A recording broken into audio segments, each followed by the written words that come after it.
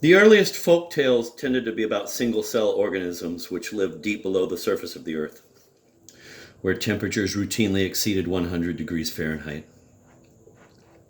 Soon, though, folk tales began to feature tiny multicellular worms which had evolved to survive in the extreme, inhospitable conditions of the subsurface biosphere.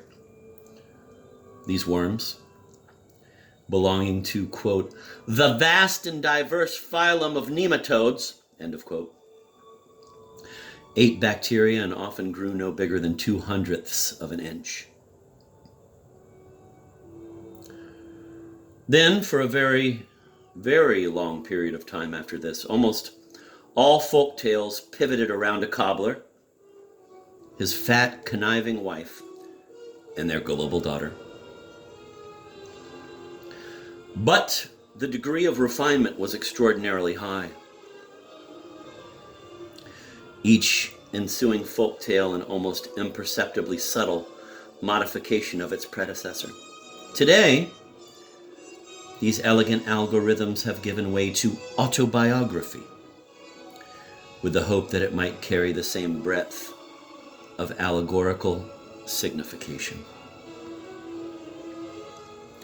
So were I to say something like, I don't know, something like, and I'm just riffing here, I'm just freestyling, something like, I was a delicate little boy with flaxen bangs from Jersey City who was alternately titillated and revolted by other children my age. Those filthy, cross-eyed children in jughead whoopee caps who'd run around screaming at the tops of their lungs with long pink roundworms wriggling out of their nostrils. And my pretty young mother, she was so young then.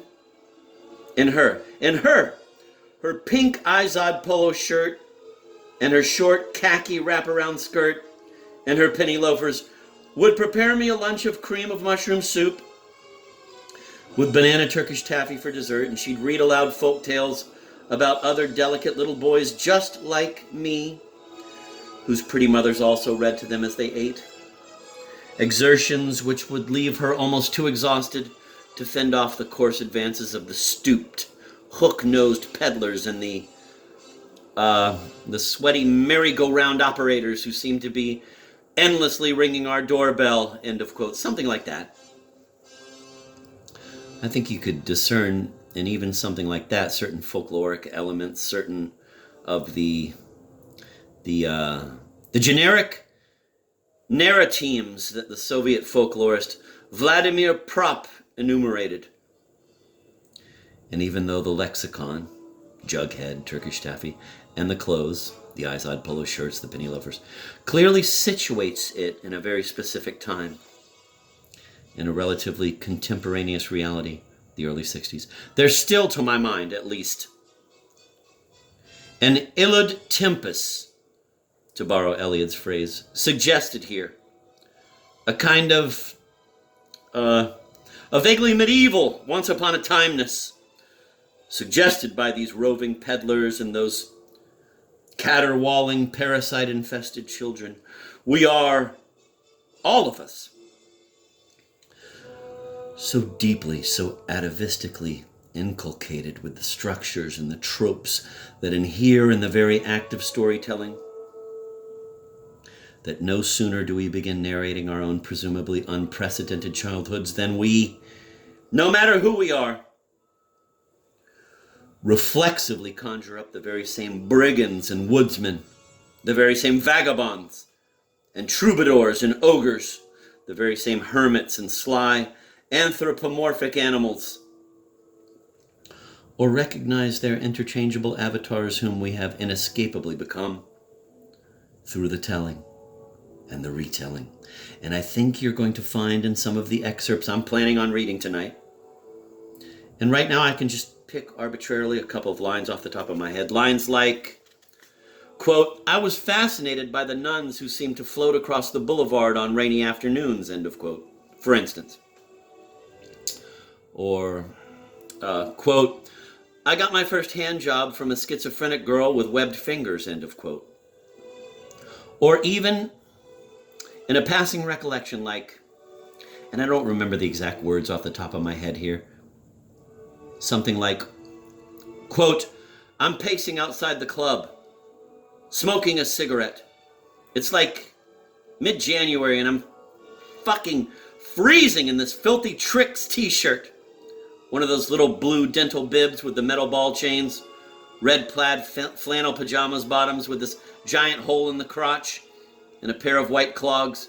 And my father calls to tell me that he's surprised I hadn't been included in Philip Roth's list of, quote, formidable post-war writers, end of quote. Or even in a section that appears toward the very end of the autobiography where I say something like, quote, I'm 58 years old,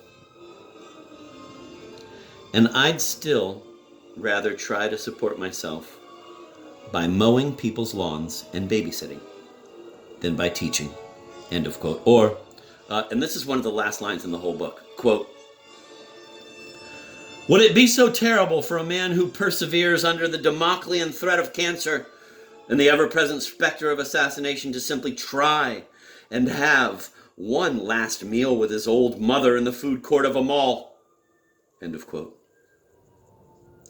I think even in these lines you can find a sense of the fantastic, a sense of fairy tale enchantment.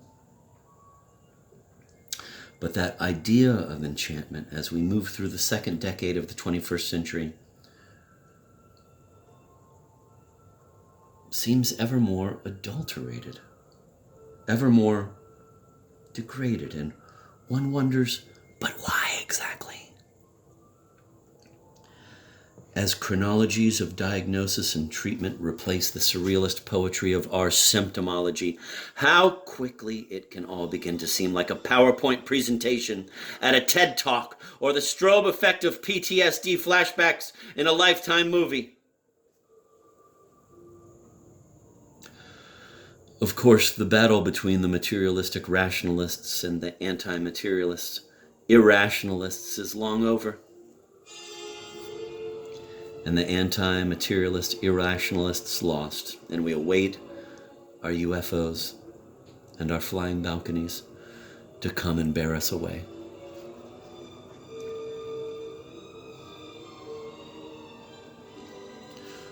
The chorus in Seneca's Thyestes asks, quote, will the last days come in our time, end of quote. And I would say yes, absolutely. I mean, the last days might very well come during this reading tonight. I think my mom mentioned before that the floodwaters are rising, right? And assassins, enrios, vengeful spirits, first-person shooters, mall shooters, whatever you want to call them, are all wandering around, floating around. And I don't think any of this should especially disturb anyone. I don't think it's anything to get all bummed out about. I think it should actually make everyone feel really good. Oprah said to Lindsay Lohan, quote, vultures are waiting to pick your bones. That should liberate you, end of quote. Someone in the video game Total War, Shogun 2, says something to the effect of, quote, a samurai should not scandalize his name by holding his one and only life too dear, end of quote. In other words, the true samurai enters the battle with no thought of return. And I really think that's how you have to look at it when you do a nonfiction reading. When you really commit to only presenting empirically verifiable material. When you're really deadly serious about that. And I bring up the Japanese writer, Yukio Mishima now, not because he was a sickly, pale, pampered introvert of a child who grew up to become obsessed with bodybuilding and who, as an adult, when his mother complained that, quote, mommy's foot hurts, end of quote, proceeded to lick the sore area in front of friends and family, but because he gave, on November 25th, 1970, one of the best nonfiction readings ever given when he stepped out onto a balcony, not the flying balcony of the Palazzo Venezia, but a balcony nonetheless, and declaimed a prepared manifesto To several hundred soldiers gathered below who mocked and jeered him, and who, by the way, weren't officially there for the reading either, returned inside, disemboweled himself, and was then beheaded by a member of his private militia. I'm qualifying this by calling it one of the best nonfiction readings ever given. It could have been one of the great nonfiction readings ever given if Mishima's mother, Shizu Hiraoka, had been there, but she wasn't. Although she did attend his funeral. I mean, you'd have to say, and I think this is so obvious given the fact that being mocked, jeered at, and martyred in the presence of one's mom is the key ingredient here. That Christ on the cross, in the presence, of course, of his mother, the Virgin Mary, gave one of the greatest nonfiction readings ever given. Now, I just want to fast forward 6 hours or so in the gospel narrative to make a small point. The Virgin Mary was not a Ferbering mother. And though the lifeless body of Christ did not literally cry out for her, the exigencies of Christian doctrine surely did. And unlike my mom on those unfortunate nights alluded to earlier, Mary did respond. And unlike my mom, Mary cradled her son in her arms. And hence the enormously popular, endlessly reproduced, and invariably eroticized image of the Pieta. Now, in all fairness, we can't underestimate the influence on young mothers, and my mom was only, barely 20 at that time? We can't underestimate the enormous influence of pro-Ferbering authorities like Dr. Spock, who, when it came to children's sleep problems, and this may surprise you guys, was more draconian than even Ferber himself. The Panda Express workers and the Sbarro worker are paying absolutely no attention to anything Mark is saying.